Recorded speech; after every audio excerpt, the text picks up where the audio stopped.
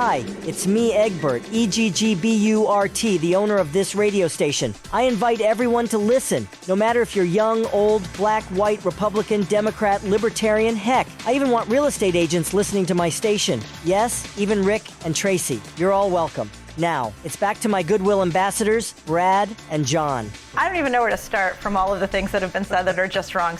You can't hear that. That was your favorite quote from Mary Elizabeth Coleman. Oh, terrific. Yeah, okay. Let's review, for those of you who are not listening live, and once again, we do the show live between 7 and 8 o'clock on Central Daylight Time, which we're on right now. The last segment was we had Greg Keller, who was with the Amendment 2 thing, and John and I both learned the fact that the Amendment 2 will give all the sports franchises in the state of Missouri a sports book operation, which, once again, I've never heard before. That was interesting, didn't you think? Yeah, I thought that, we couldn't get an answer about that from other folks. We had Brooke Foster on. She wasn't sure. And I'm glad Greg was able to provide that information. But I guess, and I hope he doesn't get mad at me, because I'm thinking to myself, he's playing, the Cardinals just don't have much money. And I'm going like, come on, they're the Cardinals. Once again, it would be like you buying a house in Chesterfield back in like 90, let's say 90. What year did you graduate from WashU? 2000. Okay, so you graduated from WashU in 2000, okay, and you went out and bought a house in Chesterfield in 2000. Let's say you paid $200,000 for it, and today the house is worth $40 million. I mean, you're not doing too bad. You know what I'm saying? That's true, but real quick, I do think it is an intelligent appeal to Cardinal fans to point out the fact, do you really want the Chicago Cubs and other rivals to benefit from Sportsbook when the Cardinals and the Royals can't? Yeah, but I don't necessarily see. This is what bothers me about the whole Missouri thing. We went through the whole Missouri thing with the lottery. Hey, Illinois got the lottery. Iowa's got the lottery. I always got Powerball. We don't have Powerball. Then we went through the whole stupid thing with gambling. Oh, you can go. As a matter of fact, remember the big deal? Because I know, and I'm in that category now. But back in the day, the thing, if you had your grandma and grandpa, what would they do? They had all these bus junkets that get on. And they'd go up to the Quad Cities in Iowa to get on the river boats up there, and people go, oh, look at this money is going to Iowa. It could be right here in Missouri. You know what? Once again, I say, okay, let's make cocaine legal, because of the fact that instead of being a follower, let's be a leader. Illinois doesn't have legal cocaine, nor does Iowa, or Nebraska, or Kansas, or Arkansas, or Tennessee, or Oklahoma. We're going to be the leaders in having a legalized cocaine. Get what I'm saying? I mean, I do get what you're saying. And what you're saying is that Missouri should be able to stand on its own and not just look at other states and say, gosh, other states are doing this. Why aren't we? Now, I think the most compelling point that Greg and other pro-Amendment 2 people make is the fact that these bets are already taking place, Brad. Whether it's in Kansas or whether it's in Illinois, people are already betting on the money. So why are we letting the money leave Missouri? Okay, but here's my answer to that. Okay, then why don't the Cardinals lobby the Illinois legislature and say, okay, we want to buy a piece of property up in Madison County at 270 and Route 3. We want to buy a piece of property right across the street from the Worldwide Technology Raceway on 203, and we want to buy a piece of property in Dupo so that the Missouri people can drive across the river and place their bets, and we'll benefit from it. Why don't they just buy a place across the river? You know what I mean? Yeah, I do get that, but I think everybody knows that Missourians shouldn't be subjected to dealing with Illinois air, God forbid, Illinois people.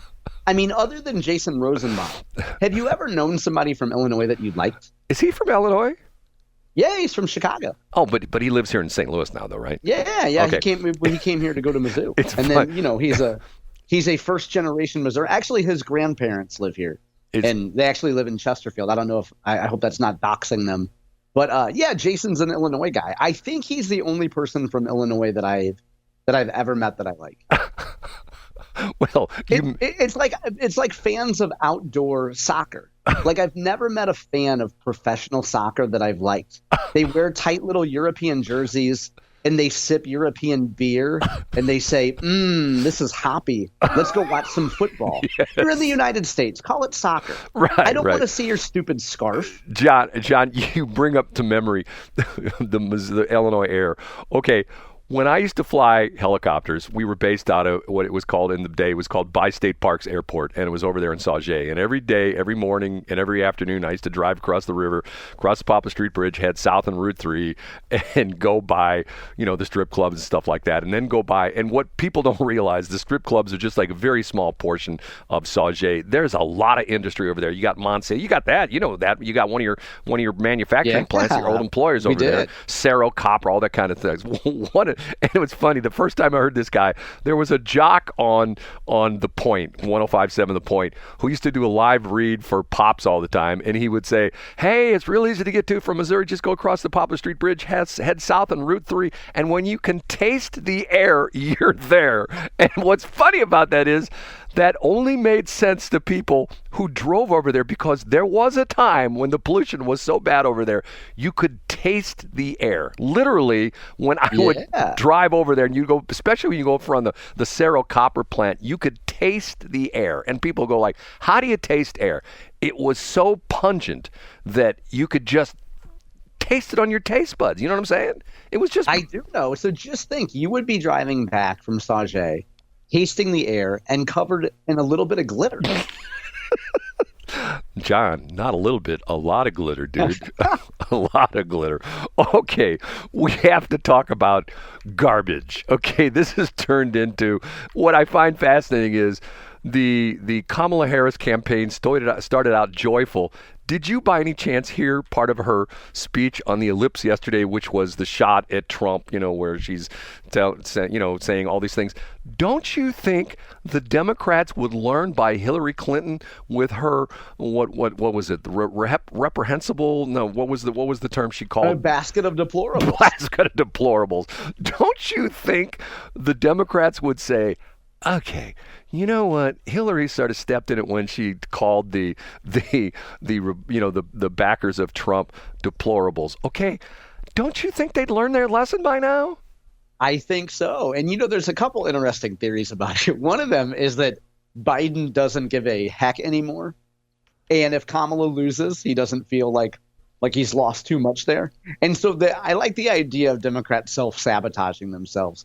I would also point today, it was pretty funny, Eric Schmidt on Twitter yesterday did a little back and forth with a Kansas City Star columnist.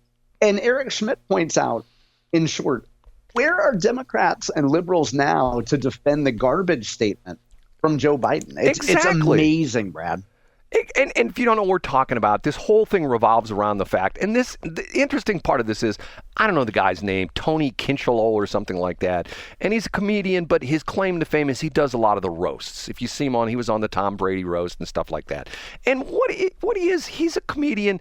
There's a term for that. There's what they call, there's observational comedy, and I can't remember the term that used for what. And then there's an insult comedy. There's insult comedy. Yeah, like the Don Rickles comedy. Yeah. Okay, what he said was, essentially, there's a big pile of garbage floating around in the ocean, and it's called Puerto Rico. Not in those terms, but essentially, it's so funny. That's what he said. Okay, now the interesting part of that is, if you know the history of that, is that Puerto Rico has a garbage problem because of the fact that there was a time when they just dumped it into the Caribbean Sea, which they're surrounded by. If you've ever been to Puerto Rico, and I've been there a couple times, but they don't know what to do with the garbage anymore. So Puerto Rico has a lot of problems, and that is one of them. They got their kicked out of them by the hurricane. I can't remember which hurricane, which at one point in time I think there was no power at all in the entire the main island of Puerto Rico, and so there is a garbage problem. Okay, so now all of a sudden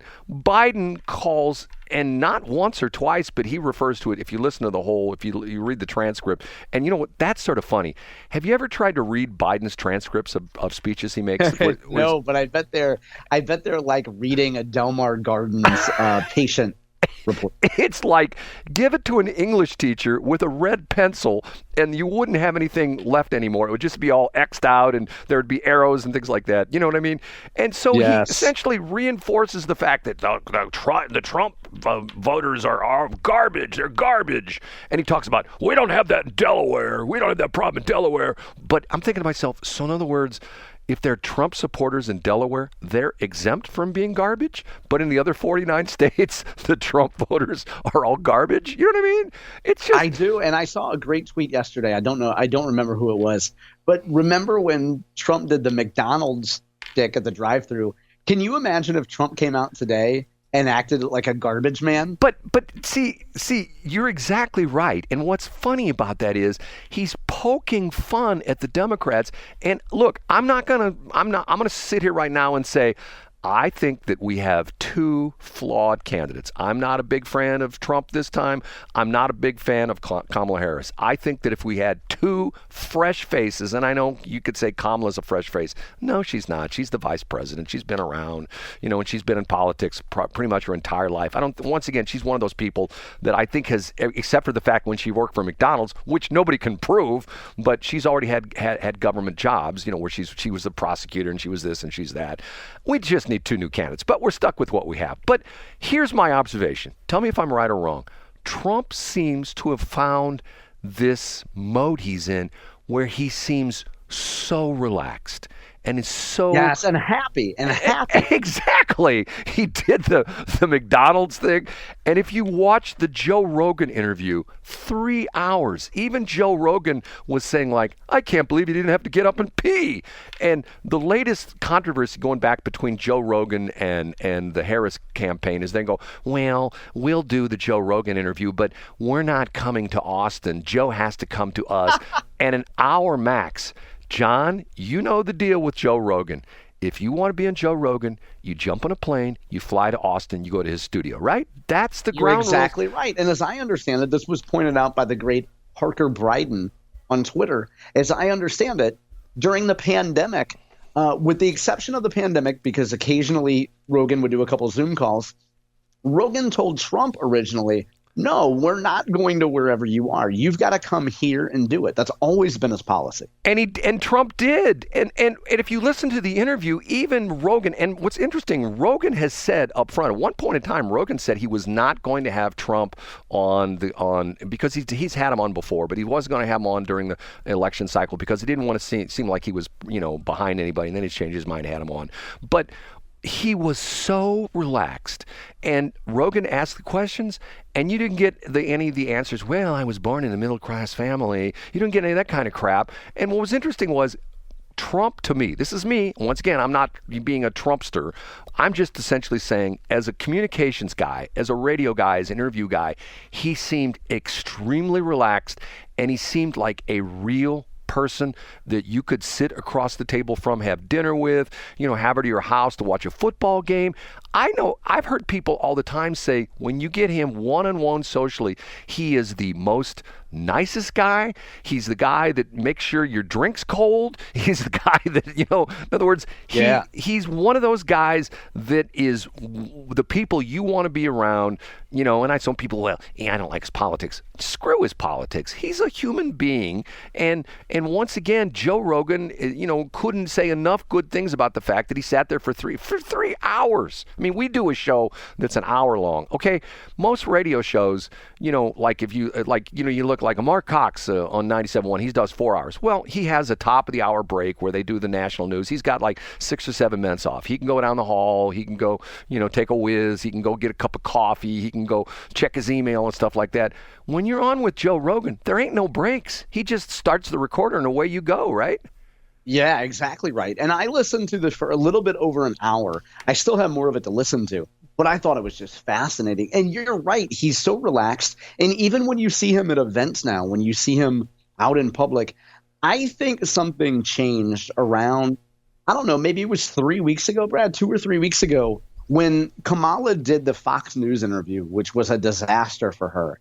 It really, and again, I'm going to use the word feel here, but it just felt like after that, she tightened up. She got really negative. Trump just seemed so relaxed, so positive. something happened around that period of time that seems to have switched momentum. Okay, last thing we'll talk about, and maybe I'd like to pick up on this tomorrow and maybe do a little bit more in Block B, the Jeff Bezos op-ed. Did you read that by any chance? I didn't read it. No, I'll put that on the list and I'll read it for tomorrow. Okay, it's fascinating because of the fact that if you know the whole controversy, there's been this controversy that the Washington Post that he owned, I didn't realize he owned it as long as he did. He's owned it for like 11 or 12 years now. He bought the Washington Post. It was in terrible financial shape. He's bought the Post, and essentially people were saying it was his call that they don't endorse anybody. Well, you and I kidded about this, the fact that I asked this question to John, I asked this question to anybody. Have you ever voted for someone because a newspaper endorsed somebody? And, absolutely not. But in today's society, in today where we're at right now with the media, the newspapers have gone from being extremely, a matter of fact, he says this in his op-ed that at one point in time, the Washington Post had like an 85% saturation rate in the Washington, D.C. area. I don't even think it's probably 20% now. And his point being that the journalists are living in their own little world. This is not what he came out and said, but if you read between the lines, he's making fun of his own employees for being so self-righteous. And so, well, we're the Washington Post. We've got to do what we've always done. We've got to support that person that we think is the best, who's a Democrat, because all of us here are Democrats. There's no Republicans working here. He just essentially skewers them sort of in a nice way. It's very well done. Now, I say to myself, did Jeff actually write that? I don't know. Maybe you did, maybe you didn't. Probably not. Yeah. You need to read it, and we'll talk about it tomorrow. Is that a deal? Yeah, I have it up on my screen right now. As soon as we get off, I'll do it. Okay, and I want your reaction to it because you are the expert at looking at these kind of things, and essentially because I look at you with tremendous respect because you've done this for a living and you can look at things and essentially say, this is sort of BS, or you can say, I think this is somewhat heartfelt or somewhere in between. You know what I'm saying? I do, and thank you for that. And I would like to remind you, according to the Washington Post, democracy dies in darkness. Well, turn your lights on, Brad. I know the Ameren bill is high, but turn your lights on because democracy dies in darkness. John is so good. You still have to get connected to the grid out in O'Fallon. I don't know what's taking you so long. No, I want to run my extension cord. I want to buy a house in back at the solar farm there in O'Fallon. Can I run my cord directly back to the panels? That way I know I'll get. Oh, you mean what a live stream that would be, and then we could do it every day on YouTube. It's you with your extension cord trying to get an answer from Ameren. Yes. Where do I plug this in? Yes, okay. Say goodbye, John. See you guys tomorrow. Thanks for checking out the Brad and John Show podcast. This segment of the show is brought to you by John Combest's book, Stalking, Harassment, Internet Trolling, A Guide to Recovering and Rebuilding After Online Attacks. It's a great reference if you've ever been the unfortunate target of a social media attack. It's available on Amazon. Just search John Combest. That's Combest, John Combest, and the book will show up in your search results. Now it's time for another segment of the Brad and John Show. Can you handle it?